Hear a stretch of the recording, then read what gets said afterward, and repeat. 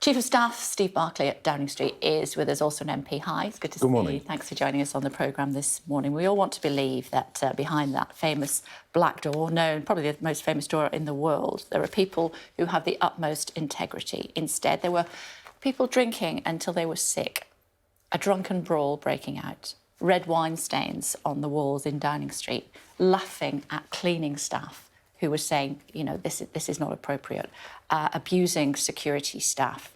What's your reaction?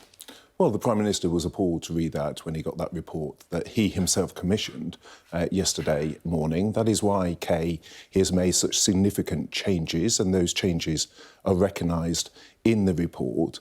And it's also why he went personally to apologise to staff yesterday, because he was so shocked by what he read. Yeah, I'm asking for your reaction to... Well, equally, I was sat with the Prime Minister in his office when that report came in that he had commissioned, and it came into his office at 10 o'clock. And like him, I was shocked, particularly around what Sue Gray had said in terms of the cleaning staff. We had an all-staff meeting yesterday in Downing Street. Further to that, it is why we've had so many changes in terms of both myself going into Downing Street, the Permanent Secretary, a new Director of Communication, a new Principal Private Secretary. It's why we put procedures now in place. But we were appalled, and that's why, as I say, the Prime Minister apologised. It's why he went to the House of Commons and he said how humbled he was to read about what had happened. What were you most shocked about? I think the disrespect to staff within the building. I think that was, for someone from me, you know, growing up in Lancashire, coming from a background that I do, I was particularly shocked to read that. And he's apologised personally to all of the staff that were affected? He went and apologised to staff. Obviously, there's the shift rotas, so it's a question of which staff were in the building yesterday. But he's gone to seek out the cleaning staff? He has gone out to seek out staff to do that. He came to the House as well in terms of colleagues. And it's why he's made so many changes in response. And Sue Gray recognises those changes in the report and say those should now be able to bed down. Why did he tell Parliament on the 8th of December that no rules were broken? Because, as he said in his statement, he was going for a very short period of time to events in his work capacity. And indeed, that has been reflected, Kay, in the response from the Met Police. Now, clearly, long after he had gone, there were incidents, as you say, at the top of this item, in terms of their behaviour. But this was things that happened when sometimes he wasn't even in the building, he was at Chequers, or long after he had left. But he did attend 8 of the 16 parties that Sue Gray events that Sue Gray was talking about. He also said he felt a duty to say goodbye to colleagues.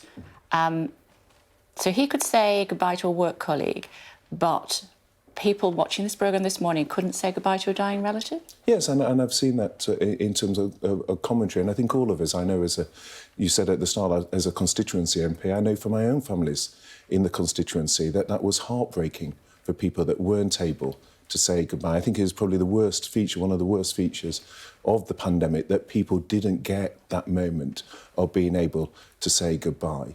I think, as was covered at the time in the rules, people working in Downing Street, because of the nature of their jobs, working for the Prime Minister, were there working on our vaccine rollout, ensuring we had the PPE, working very long hours in tight-knit situations, and there was a work exemption for them to be able to work together. And it was in that context that the Prime Minister was very briefly, usually for a matter of minutes, joining people. Why would he feel that he could say goodbye to a work colleague, but people couldn't go to a graveside? Because they were already in the building, they were already working in tight-knit groups, they were already there. 6 bottles of wine, 2 bottles of champagne and a bottle of gin on the table. What sort of workplace is that? Well, as I say, you know, these were the Metas looked at these issues, these were very brief periods of time.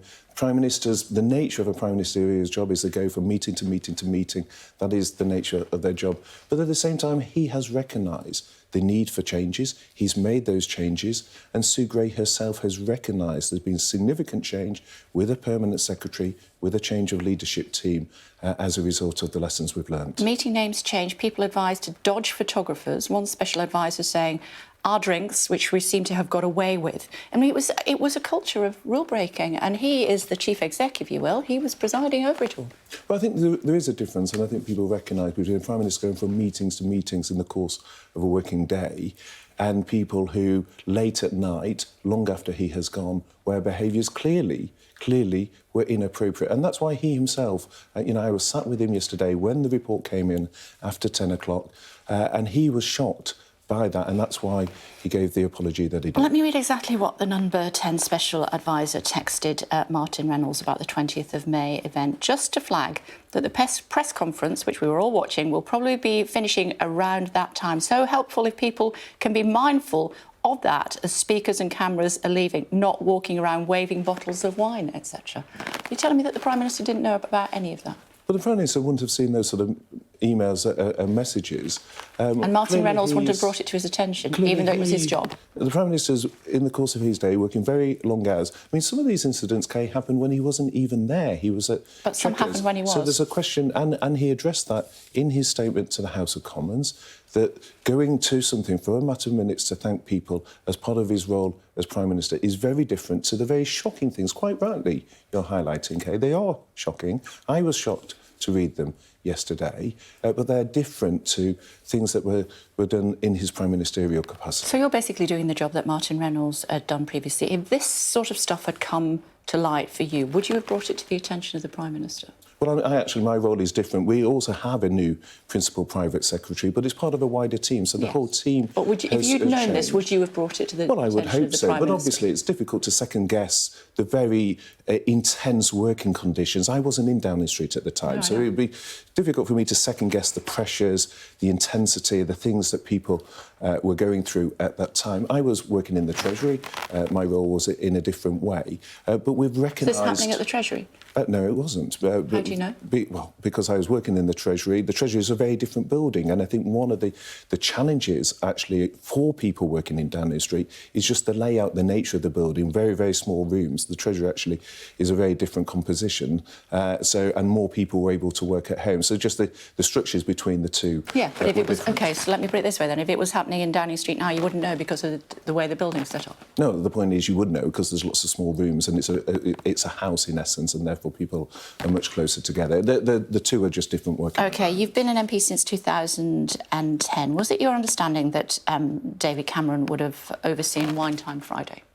I don't know. I mean, I was a backbench MP at the time, so I wasn't working in Downing Street, and I wasn't close to... Which brings me on to Theresa May, because you weren't. You were a Brexit secretary, weren't you? Would you have seen Wine Time Fridays when she was in Downing Street? Well, again, I wasn't working... You're referring to the press office. I wasn't working in the press office. I was actually, again, working in number 9 at Downing Street. So it's just simply about where, if you're asking in terms of my own personal roles, let me I was working in number 9. Do you think Theresa May would have been happy with what was happening in Downing Street? Well, I don't know. I mean, you're asking me to have... You do know exactly what sort of woman she was, and she wouldn't have been at all happy. You know, sitting with the Prime Minister yesterday, he was shocked, and particularly, as I say, around the treatment by some staff of others in the building. And that is something the Prime Minister was not aware of. He was shocked by. It is why he's made the significant changes, and it is more than why the lessons are learnt. And indeed, that's why he said he was so humbled yesterday when he discovered those sort of incidents. Sir Grey said he should accept and bear ultimate responsibility. Well, he did. He went to the House of Commons and he said that. He gave an apology. He accepted that he is ultimately responsible. He explained his role as Prime Minister, and people were working incredibly intensively within Downing Street during that time. It was an extremely challenging time, but at the same time, it's clear mistakes were made, and that's why, following the interim report, the Prime Minister changed the senior team and took on board the comments she made. Does the PM have honour? Yes, he does. Does he tell lies? No, he doesn't. He's been sacked twice for lying. Well, you know, you asked my opinion. I work very closely with him. He is focused on our response to Russia-Ukraine. He's focused on the huge challenge economically for families, for your viewers, in terms of the cost of energy, the cost of food. He's getting on with the job. He got the big calls right including during COVID, the fastest rollout. Last year, we had the fastest growing economy in the G7. On Russia, Ukraine, he has led. And I want to come on to the cost of living in just a second. He has been getting the big calls right, but he accepted, in terms of some of these incidents, that there were lessons to be learned. OK. Martin Reynolds is still working for the government. He's reportedly being lined up for an ambassador's job. Allegra Stratton was expected to fall on her sword. You're a modern politician. Are you content with those two scenarios?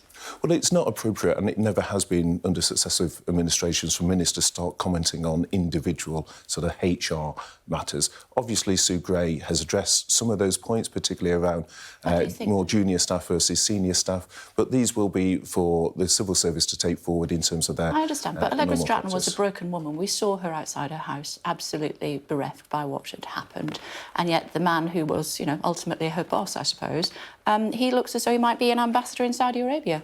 Well, the point is most of the people named in this report have actually left the civil service. In terms of one or two individuals that are still there, as I say, Kay, I don't think it's appropriate as a minister to start speculating. OK, well, let me ask you, were you content with the way Allegra Stratton was treated? Well, I wasn't at number 10 at the I know. time. So, that doesn't matter. Well, it's very difficult for me to know exactly what happened at that time. I wasn't there. What I can say, having worked with Allegra at the Treasury, is just how highly respected Allegra was at the Treasury and still is from ministers and certainly colleagues that worked with her there. We believe that moving on to the windfall tax, we believe that is definitely going to go ahead. That's what our Tamara has told us this morning, and basically she knows everything. So let's just say that it is. We can agree on Tamara knowing what. There we go. So she says it is going ahead. This is what the Chancellor told the Commons on the 3rd of February this year. Of course, the windfall tax sounds superficially appealing, but we on the government benches deal with complex problems in a responsible way. Here's the rub. The obvious impact of a windfall tax would be to deter investment. It is as simple as that. Why has he changed his mind? Well, he's right that what Labour were proposing in terms of their windfall tax would have deterred investment. And we've just brought out our energy strategy, and a key part of that is how we attract inward investment. Indeed, as a key part of responding to the cost of living and having a long-term energy strategy. What we've said, Kay, throughout is we need to do two things. Firstly, recognise that there is a huge pressure coming for families in terms of energy costs and food costs. Actually, there's a huge pressure now, but we can see coming to the autumn that is going to get worse. So we need to be in a position to have targeted support to those families. But then in terms of paying for that, as we look at the balance between how much is done through debt and how much is done through revenue raising, we need to do that in a way that doesn't deter investment. And having worked with the Chancellor throughout the pandemic, what I know is he's across the detail, incredibly diligent, and looks at getting that balance right in a way that the windfall tax proposed by the Labour Party simply would have deterred the inward investment that would have cut across our energy strategy. Which part of Lancashire are you from? Lytham. Lytham, oh, posh bit. Lytham St Albans is very posh. What do you think the good people of Lytham would think this morning about the timing of this announcement? In what way? The fact that it's the day after the Sue Gray report. Well, no, I think it's because we've had the Ofgem guidance. Firstly, on the Sue Gray report, we don't control the timing of that, Kay. No, but you control the timing. No. So in terms of the timing of that, firstly, we don't control the timing of the Sue Gray report, and indeed, the timing of that is shaped by the Met Police investigation. What we've always said is, in terms of the fiscal response, we wanted to see from the Ofgem guidance what the full impact would be in the autumn of families so that we can get the design of that package right. So it's absolutely logical. We've had that guidance this week from Ofgem. That is why the Chancellor is coming forward today. It's also, in terms of Parliament and the parliamentary timetable, Parliament will be off next week for the Jubilee. So it's logical, before Parliament goes into a recess, on the back of the Ofgem guidance this week, that we then bring forward this statement. We obviously don't control the timing of the Sue Gray report. Are the sand dunes still as lovely in Lytham? They're fantastic, Isn't it? It's a beautiful part of the world. Thanks very much indeed for joining us. Much appreciated. Thank you.